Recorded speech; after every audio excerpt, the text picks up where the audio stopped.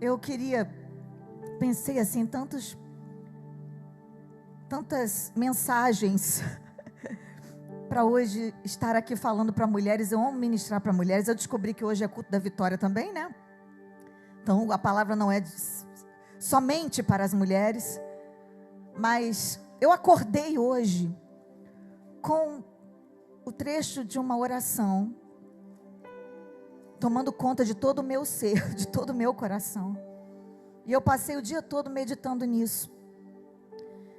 E eu tenho certeza, de que o Espírito Santo, que é o dono dessa palavra maravilhosa que Ele inspirou os homens a escreverem, Ele vai tocar no coração de quem precisa, através dessa simples palavra. Eu não tenho profundidade teológica como o pastor Michel. Vocês têm aqui, graças, como o pastor Marcelo, né? Que vocês têm aqui feijoada, vamos dizer assim. Mas vamos encerrar com essa refeição leve. E eu quero que você, junto comigo, mergulhe aqui nessa oração tão simples que uma vez um discípulo fez para Jesus, mas que foi muito eficaz. Abra sua Bíblia em Marcos capítulo 4, verso 38, pode colocar aqui se quiser. Marcos 4, 38, só a última parte. A minha versão diz assim: Mestre, não te importa que pereçamos?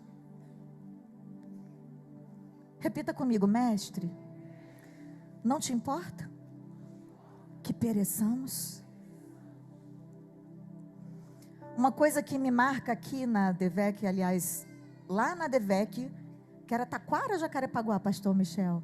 Jacarepaguá, né? Eu sempre fico confusa, que eu fui lá algumas vezes, e eu lembro que todas as vezes que eu ia no culto da vitória, que o pastor Michel ia orar na hora da campanha, a oração dele é poderosa, igual essa aqui. Não é só hoje, não é porque a igreja está cheia, a igreja pode estar vazia, pode não ser festa, ele sempre faz essa oração inspirada, poderosa. Eu falei com meu marido isso.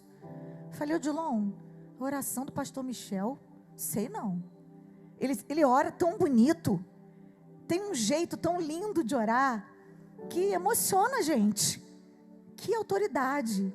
É bonito ver ele orar, não é, gente? Vocês não acham? Que tem gente que ora bonito?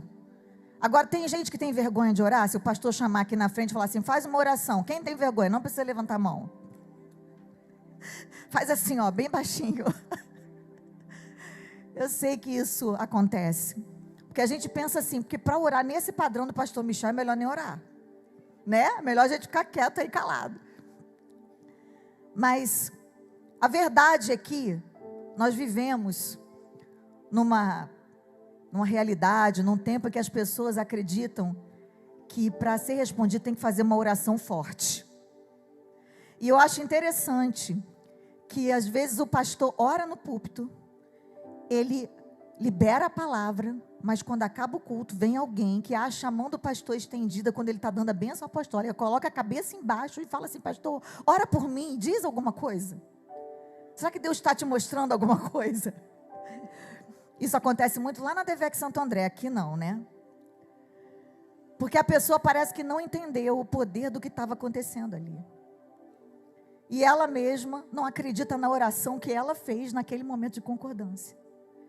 Só que eu estou aqui para falar nem de uma oração bonita, porque na verdade isso aqui não é uma oração que tenha frases lindas, elaboradas. É uma oração simples. O que é orar em primeiro lugar? Repita comigo: é falar com Deus. Você já falou com Deus hoje? Às vezes a gente acorda e fala com todo mundo no WhatsApp, responde todos os recados, paga até conta, e esquece de falar: bom dia, Jesus. Bom dia, Espírito Santo. Qual é a tua direção para a minha vida hoje? Mas eu quero falar de uma oração que foi feita num momento difícil, e eu não quero julgar o discípulo que se dirigiu a Jesus dessa forma, porque ele estava vivendo um momento desafiador. Alguém aqui já enfrentou uma tempestade na sua vida ou está enfrentando nesse exato momento? Então você sabe do que eu estou dizendo. Tem hora que você não tem palavras. Tem hora que as palavras simplesmente não vêm.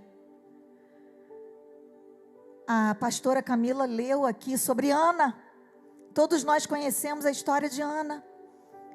Pelo menos a grande maioria. Você que está visitando, leia o primeiro capítulo do profeta Samuel e você vai ver a história dessa mulher que nos inspira tanto.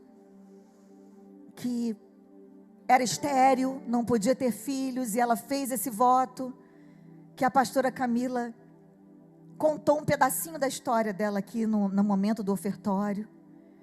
E a Bíblia diz que chegou um momento em que ela não tinha nem palavras, de tanto sofrimento, de tanta amargura, de tanta dor. Então ela foi para o templo e ela ficou lá balbuciando algumas palavras, a ponto do sacerdote achar que ela estava bêbada.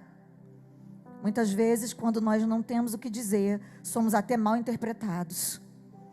Você já passou por uma situação dessa? Em que as palavras não vinham, só vinham as lágrimas? E eu extraio algumas lições aqui dessa tempestade, dessa frase, que marcou o meu dia hoje. Depois, no final dessa palavra, eu quero te dizer por que essa palavra falou tão profundamente ao meu coração. Em primeiro lugar, eu quero que você que está aqui hoje entenda que a tempestade não significa que você saiu da vontade de Deus necessariamente.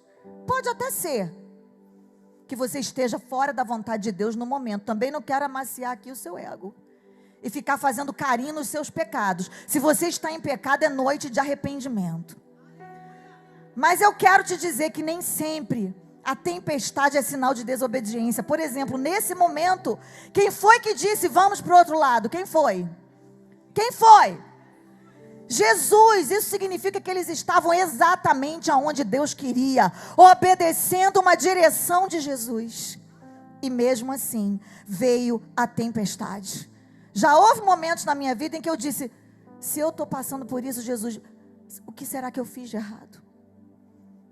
Já houve momentos em que alguém chegou para mim e disse, qual foi a brecha que você deu para viver isso que você está vivendo? E eu tive que parar para pensar, meu Deus, cadê a brecha? Onde foi que eu errei? É claro que todos nós pecamos, é claro que todos nós erramos, mas as tempestades da nossa vida não significam necessariamente que estamos desobedecendo à vontade de Deus. Muito pelo contrário, algumas vezes é a vontade de Deus que nos leva para dentro de uma tempestade. Todos vão enfrentar tempestades, todos, repita comigo, todos. É branco, é preto, é pobre, é rico, é bonito, é feio. Feio não tem aqui, na DEVEC é proibido entrar gente feia, vocês sabem, né? Só tem gente linda. Mas todos, até os feios que não fazem parte dessa igreja, passam por tempestades. Nem toda tempestade é disciplina. Às vezes é treinamento. Está sendo treinado aí, meu querido? Então glorifica a Deus. Está sendo treinado através da sua tempestade?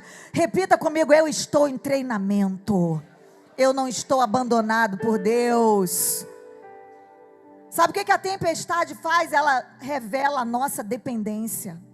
Os discípulos eram pescadores experientes, amados.